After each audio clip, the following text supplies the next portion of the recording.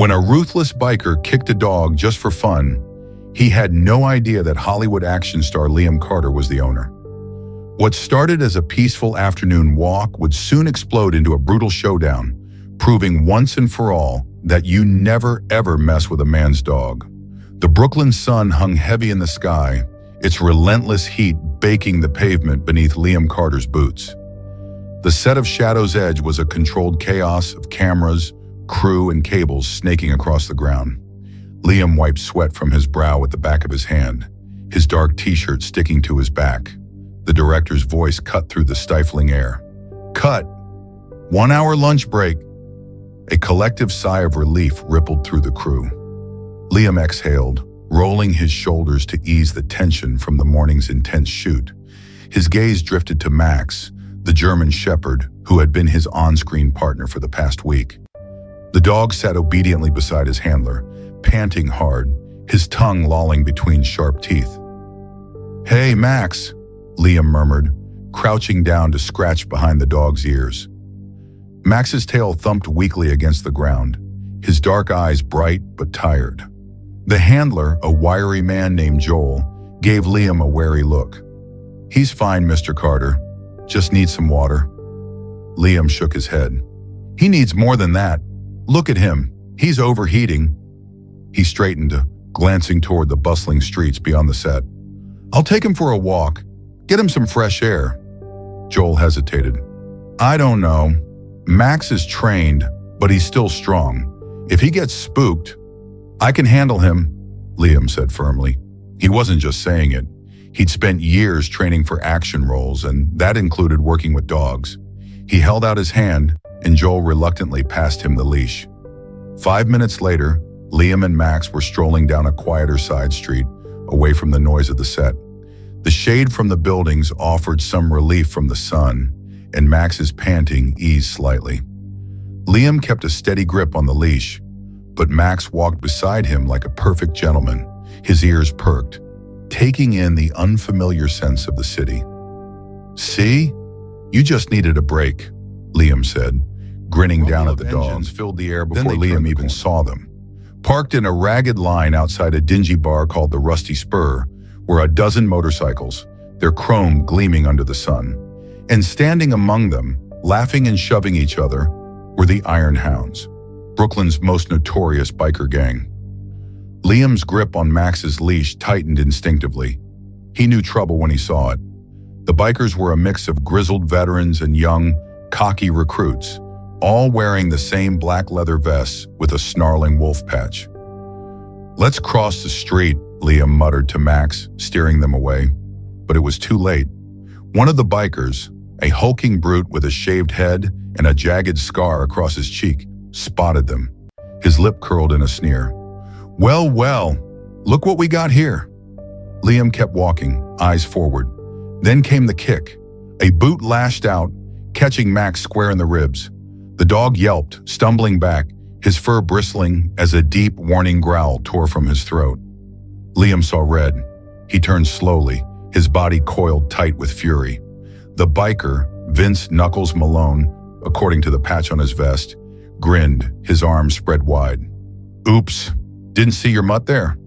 The other bikers laughed, egging him on. Liam's voice was ice. "You've got 3 seconds to apologize." Vince's grin widened. "Or what, pretty boy? Or this?" Liam's fist connected with Vince's nose with a sickening crack. The biker staggered back, blood gushing between his fingers. The laughter died instantly. For a heartbeat, the street was silent. Then all hell broke loose. Bikers lunged. Max snarled, teeth bared. Liam moved on instinct, years of fight training kicking in as he dodged a wild swing and drove his elbow into another man's gut. But they were outnumbered. A police siren wailed in the distance, and like rats, the bikers scattered, revving their engines and peeling off down the street. Vince, still clutching his broken nose, spat blood at Liam's feet. "This ain't over," he snarled.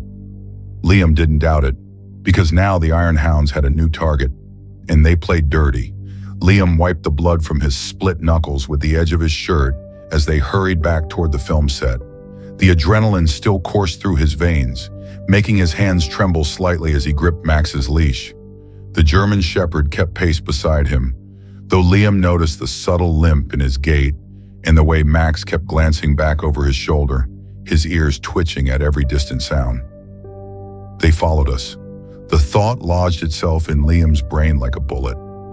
He picked up their pace, steering Max through the midday Brooklyn crowds, his eyes constantly scanning for any flash of black leather or the glint of a motorcycle's chrome. The summer heat pressed down on them, the air thick with the smell of hot asphalt and street food. But Liam barely noticed. His entire focus was on getting Max back to safety. "Easy, boy," Liam murmured when Max let out a low growl. He reached down to stroke the dog's head, feeling the tension in Max's powerful shoulders. The dog pressed closer to Liam's leg as they walked, his body warm and solid against Liam's calf. When they finally reached the set, the crew was just returning from lunch. The director was deep in conversation with the cinematographer, while the makeup team hovered nearby with their kits. Joel, Max's handler, took one look at them and nearly dropped his clipboard. "What the hell happened?" Joel rushed forward, his eyes darting between Liam's bruised hand and Max's ruffled fur. Liam opened his mouth to respond when a familiar engine roar cut through the usual set noises. His head snapped toward the street just beyond the production barricades. There, straddling his bike with a blood-stained bandage across his broken nose, was Vince. The biker didn't say a word, just lifted his middle finger in a slow, deliberate gesture before twisting the throttle and disappearing down the street. The hotel room felt like a cage that night. Liam paced the length of the suite, his bare feet padding silently across the plush carpet. Max lay on the bed, his chin resting on his paws, watching Liam with worried eyes. The vet had confirmed no serious damage from the kick, just some bruising that would heal with rest. But Liam couldn't shake the image of Vince's smirk as he'd driven away. His phone buzzed on the nightstand. Liam snatched it up, expecting a message from the director about tomorrow's shooting schedule. Instead, he found a text from an unknown number. "Nice dog. Be a shame if something happened to him." The blood drained from Liam's face as the photo attachment loaded pixel by pixel, his grip on the phone set. The plush dog bed, the one Max loved to sprawl across between takes, had been shredded, its stuffing scattered like snow. The food and water bowls lay overturned, and worst of all, someone had used what looked like red paint to scrawl a message across the wall. "Payback's a bitch." Liam was out the door before the screen even went dark, barely remembering to grab his keys. Max leapt from the bed to follow, his claws clicking urgently against the hardwood floor. The studio lot at 2 a.m. was a ghost town. The security guard at the gate barely glanced up from his phone as Liam flashed his pass. "Rough night, Mr. Carter?" the guard asked absently. Liam didn't answer. He was already striding toward the soundstage, Max trotting close behind, both of them alert to every shadow. The destruction was worse in person. Someone had torn through Max's space with vicious precision.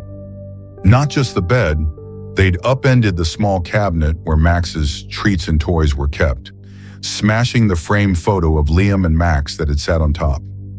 The red paint still glistened wetly on the wall, the letters dripping like fresh blood in the dim emergency lighting. A soft whimper from the darkest corner of the room made Liam's heart stop. Max darted forward before Liam could stop him, nose working frantically. From beneath an overturned table, a small shape emerged, one of the set's stray cats that Max had befriended.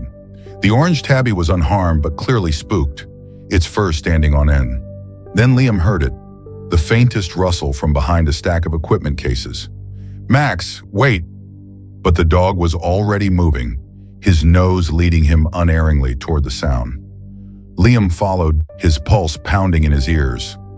As they rounded the cases, a dark shape shifted in the shadows. Max let out a warning growl that turned into a surprise yelp as the figure lunged forward. Liam barely had time to register the glint of metal before he was throwing himself between Max and the attacker. The knife grazed Liam's forearm as he tackled the intruder to the ground. They rolled across the concrete, Liam using his weight to pin the smaller figure down. The hood fell back, revealing not Vince, but a teenage boy, maybe 17, his face pale with terror. "I didn't want to," the kid gasped. "They made me. They've got my brother." Liam's grip loosened slightly. "Who made you?" Before the kid could answer, the distant roar of motorcycle engines cut through the night. Lots of them, getting closer. Max's bark echoed through the empty soundstage as Liam hauled the kid to his feet. "We need to go. Now." As they fled toward the emergency exit, Liam caught sight of fresh red paint on the kid's sneakers, the same shade as the threatening message. This wasn't over. It was only beginning. The police cruiser's flashing lights painted the alley in pulsing red and blue as Liam pressed a wad of napkins against his bleeding forearm. Max leaned heavily against his leg, the dog's warm weight the only thing keeping Liam grounded. "Did you get a good look at your attackers?" The officer's pen hovered over his notepad, his expression suggesting he already knew the answer. Liam opened his mouth to describe Vince's metal-splinted nose when a familiar voice cut through the night. "Evening, gentlemen." Sheriff Hank Morrison emerged from the shadows, his badge gleaming under the streetlight. He dismissed the patrol officer with a nod before turning to Liam. "You always know how to make an entrance, Carter." Liam's jaw tightened. They came after Max. Hank crouched to examine Max's injuries, his hands moving with surprising gentleness over the dog's ribs. "Iron hounds don't forget a grudge. And Vince Malone," he whistled low, "that man's got the memory of an elephant and the temper of a rattlesnake." A cold droplet hit Liam's neck, then another. The summer storm broke overhead, washing the blood from the pavement in rust-colored rivulets. The text came at 3:17 a.m. "Check your doorstep." Liam's fingers trembled as he thumbed the safety off his Glock. Max growled low in his throat, sensing danger before Liam even reached the door. On the welcome mat lay a single motorcycle glove, fingers neatly severed at the knuckles. The leather was still damp with blood. Liam's phone buzzed again. "Tomorrow night, the old meatpacking district. Come alone or the dog gets what this glove got." Max nosed the grisly package, his ears flattening against his skull. Liam's vision tunneled, his grip on the gun turning white-knuckled. They'd threatened Max. Again. Dawn found Liam in Hank's office, the severed glove between them on the desk. "You walk into that meat, you're dead." Hank spun a bullet between his fingers. "Vince has 6 brothers all lay at his feet." "Then what do you suggest?" Hank's smile didn't reach his eyes. He slid a manila folder across the desk. Inside were surveillance photos of Vince meeting with known drug runners, time-stamped yesterday. "Turns out our boy Vince has been playing both sides." Hank tapped a photo where Vince exchanged a duffel bag with a gang lieutenant. "Iron hounds have a strict no-drugs policy. Their president finds out about this." Liam understood. "Where do I deliver this gift?" The Iron Hounds clubhouse stank of stale beer and gun oil. Liam stood perfectly still as a dozen bikers surrounded him, their cuts displaying various levels of rank.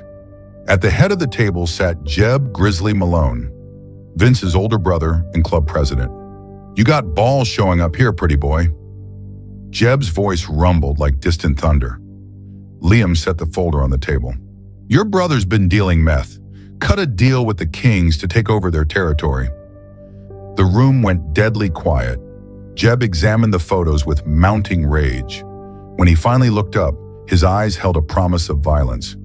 "You're lucky I believe in club justice, Carter. This," he shook the photos, "this means Vince is ours to handle." As Liam turned to leave, Jeb added one last thing. "Oh, and Carter, that dog of yours, he's under club protection now." The message was clear. Vince had just lost more than his standing. He'd lost his family. And Liam, he'd gained dangerous allies. The morning sun streamed through Liam's apartment windows as Max happily gnawed on a new chew toy. Liam sipped his coffee, watching the German shepherd's tail wag with simple canine joy. After last night's confrontation with the Iron Hound's leadership, he'd dared to hope the nightmare might be over. Then Max's legs buckled. One moment the dog was playfully tossing his toy, the next he collapsed like a marionette with its strings cut. His body convulsed violently, foam bubbling between his clenched teeth. "Max!" Liam's coffee mug shattered on the floor as he dropped to his knees. He frantically checked the dog's pulse. Too fast, erratic. Max's eyes rolled back, his breathing coming in ragged, wet gasps. The gift basket. Liam's blood turned to ice. The fancy dog treats that had arrived anonymously this morning, supposedly from the film studio to apologize for the set vandalism. Max had devoured several before Liam could even check the ingredients. Grabbing his keys with one hand and Max with the other, Liam bolted for the door. The elevator couldn't come fast enough. Every second felt like an eternity as Max's convulsions worsened in his arms, the dog's body growing frighteningly still. Cardiac arrhythmia, possible neurotoxin, IV fluids and activated charcoal immediately. The emergency vets shouted orders blurred together as Liam pressed against the treatment room window. Through the glass, he watched in horror as a team of 3 veterinary technicians worked frantically over Max's limp form. Tubes snaked from his legs, his tongue lolled purple, and the cardiac monitor screamed its shrill alarm. A young vet tech emerged, her scrubs stained with Max's vomit. "Mr. Carter, we need to know exactly what he ingested. Do you have the packaging?" Liam's hands shook as he pulled up photos on his phone. The elegant wicker basket, the artisanal dog biscuits wrapped in craft paper. They were supposed to be from Paramount, but they're not, are they? The tech's grim expression answered before her words did. "We're running tox screens, but this looks deliberate. Someone wanted to hurt your dog." The rage came then, white hot and all-consuming. Liam stepped outside into the parking lot, the summer heat doing nothing to thaw the ice in his veins. He dialed a number he'd hoped never to use. "Hank?" His voice sounded foreign to his own ears. Guttural, dangerous. "I need your help, and bring the big guns." Hank arrived within 20 minutes, his unmarked cruiser followed by 2 black SUVs. The sheriff took one look at Liam's face and didn't bother with pleasantries. "Vince?" Liam nodded, clutching Max's blood-stained collar in his fist. "Had to be. Even after being disowned by the club, he's still coming for us." Hank motioned to the plainclothes officers emerging from the SUVs. Narcotics team, been building a case on Vince's side operations for months. He handed Liam a folder. Surveillance photos showed Vince meeting with a known chemical supplier. "Guess what he purchased yesterday?" Liam didn't need to guess. The answer burned in his veins as surely as the poison burned through Max's. "It ends today." Liam's words weren't a request. Hank nodded, checking his sidearm. "We'll hit his safe house. But Carter..." He fixed Liam with a hard stare. "This stays by the book. Plainclothes officers emerging from the SUVs. Narcotics team, been building a case on Vince's side operations for months."